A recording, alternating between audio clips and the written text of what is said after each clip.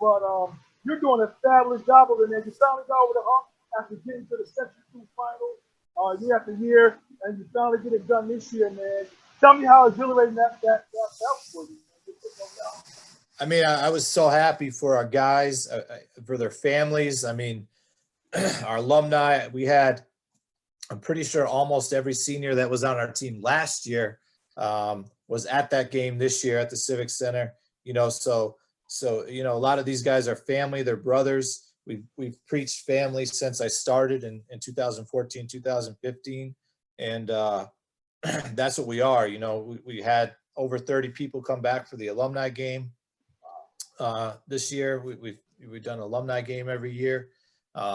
Just bringing back, being proud of what we're doing, and having these guys, just wanting to do it for each other, and then come back to have our alumni coming back to our games, and seeing those guys, and they know that the locker room, they can always come in our locker room whenever they want. It's a great atmosphere for all the guys to see, hey, I remember that guy. He was my, I've done a basketball camp for the last 5 years at our school with just the Shellmont kids for 4th through 8th graders. And, and I look back at the pictures, I see the guys, from my first team, and guys like Shane and Jake were at that camp, so it's pretty crazy how, it's starting to come through where the kids are now becoming the counselors, so the kids that came through are now the counselors. So it's been fun to watch. It's been a nice little run, but there's a lot more left in the tank, I believe. You did a wonderful thing over there. You finished the Liberty division 12-3, and overall you were 20-5, and I think you were well headed to maybe even possibly taking home that state chip. So tell me how hard of a pill was it to take, knowing that because of this coronavirus, that you couldn't have opportunity to see where your team was at as far as the state to win the state championship. It was a tough pill to swallow. It was like we finally get there, and it's kind of funny because the first year, 2015, my first year when we got to the sectional semis and the sectional finals, my first year, the roof collapsed at the Civic Center. Wow. So that's it had been forever since Shellmont had gotten to the spot back to the finals. And then we didn't even get to play in Glens Falls. We ended up at Colony and Hudson Valley for the semis and the finals. So it was like, oh, here we go again. Now we get over that hump. We win the Section 2.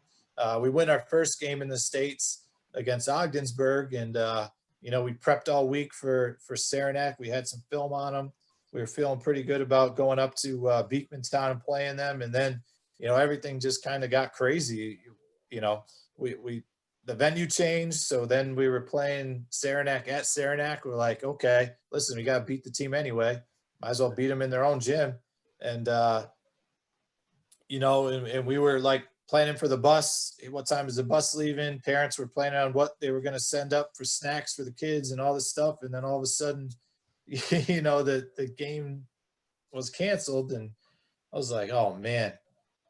And I really felt bad for the seniors because, I really felt, I was just telling some of the reporters that were at Shane's signing, I really felt like there was definitely some more in the tank, and our guys hadn't really shown a full game, even in the sectionals. I mean, if you look at our series against Coxsackie, we started off slow. Against BG, we started off hot, and then it kind of went back and forth. Ogdensburg Glens Falls, we started off hot and let them come back in the third, and the same thing with Mechanicville. We started off hot and we let them come back, and then Ogdensburg, we played 3 really good quarters and 1 not so good quarter. So we hadn't put together a full 4 quarters yet, and yet we were still here. We are in the 8 teams left in the States. So it was disappointing for the seniors because I know how excited they were to continue the season and to keep playing with each, to play for each other and to play for Shellmont and to try to do something that no Shellmont team has ever done. and win a state championship or get to a state final. So I really feel for them. I still feel for those guys because it's tough. We didn't even get to we haven't had a banquet. None of that stuff it's all on hold right now. So I really do feel for those guys because I know the work that they've put in. Talking about, if you know, segue a little bit off of that. Talking about, next year's team real quick, about, you losing Shane. And that's a big security blanket. Not going to be there anymore. But I'm sure you got some other guys. You got Jake Stanford who's leaving as well. You have a few other guys there. I don't want to mispronounce the names. I'll let you do it. I know you got. Yeah. We got Trent back. So yeah, we got Trent. It'll be his 4th year on varsity.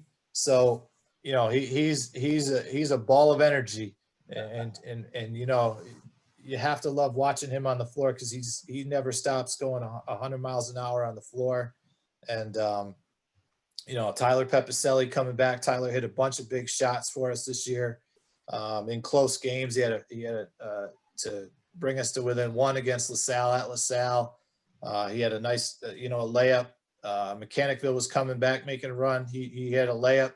So he hit some big threes for us this year. So Trent, Tyler, nice 1-2 combination at the guards. And then we got a lot of question marks, but we have a lot of solid players. I got the JV squad. The sophomores coming up from the JV are solid and they know how to play. And I'm looking forward to this group. I don't think it's not going to be a down year. I don't think at all.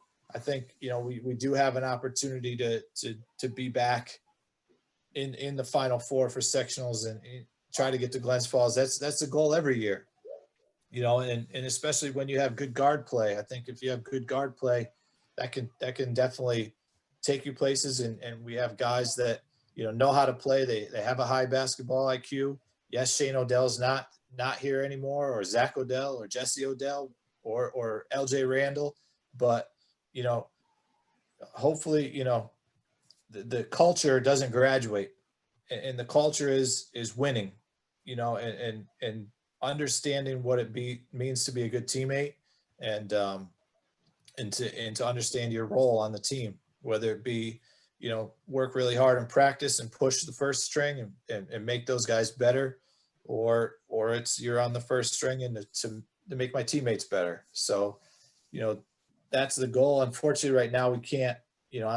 I've been watching NABC's doing clinics every day, and so when I'm in between work, I'm trying to watch a coach's clinic. They have clinics every day for the last 3 weeks, so it's like making it worse for me because I can't get in the gym and get with these guys and continue to work on our defense and our what we want to do offensively and stuff. So it's going to be interesting for everybody, really, because who knows if we're even going to be able to play summer league, what's going to happen in the fall.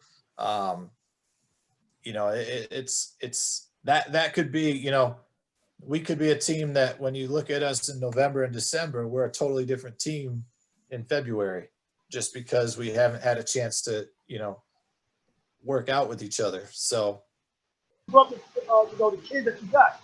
Now, do you tone it down a little bit? Do you change your approach with a different team? You do got a couple guys in the back though, but it's going to be a different team. Do you tone it down? Do you pick it up in the level? How do you approach it this year? Oh, this group that I have moving forward is they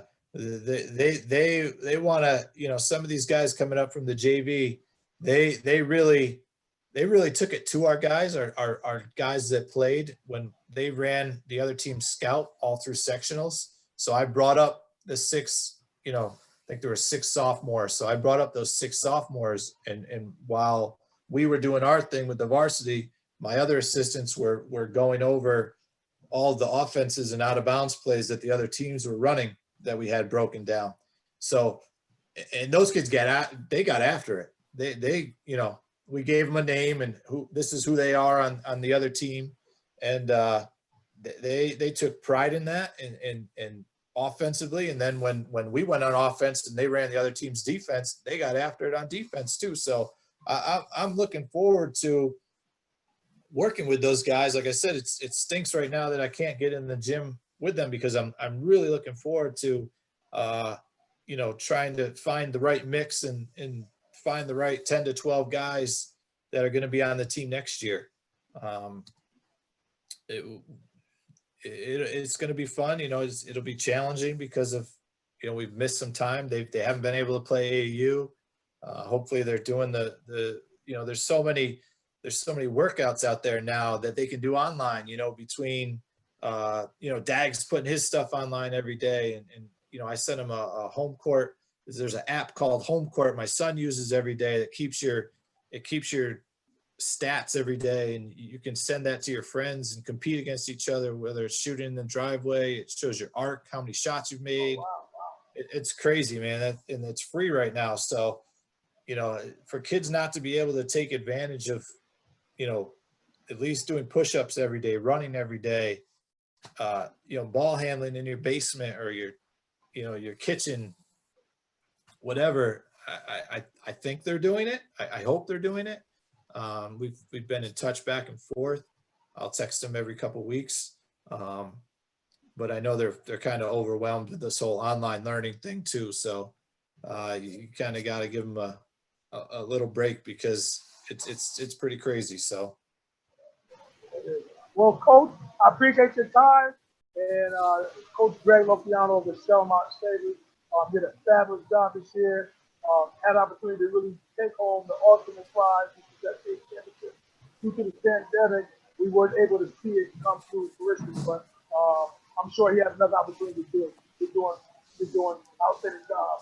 Like I said, since we become the last 4 years, it's been nothing but good things from you. So I appreciate your time and hope to see you again on Motion TV.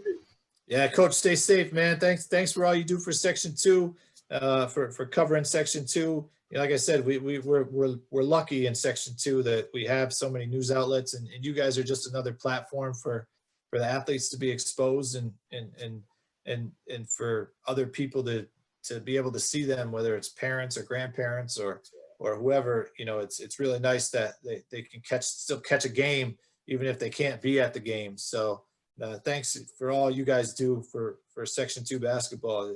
We really appreciate it. Thanks a lot, Coach.